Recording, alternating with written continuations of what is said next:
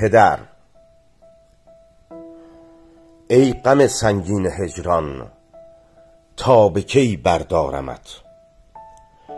باز هم از عمق جان گویی پدر من دارمت. روز و شب با نام و با یاد تو من سر می کنم. من تو را ای کوه صبر دست خدا بسپارمت. ای که از لطف و کرم عمرت به پایم ریختی، در خیالم چون شهی من هر زمان خوش دارمت. گرچه تو رفتی و من از این سفر جا ماندم، چشم امیدم تویی ای مهربان کم دارمت.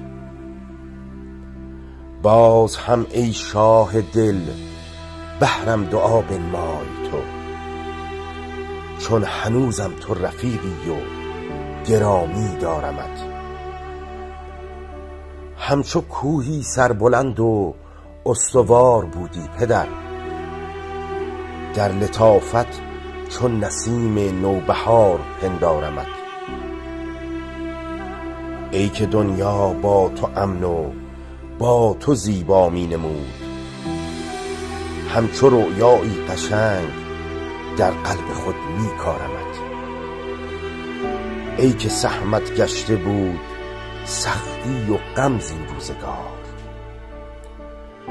افتخاری است همچو تاجی بر سرم بگذارم.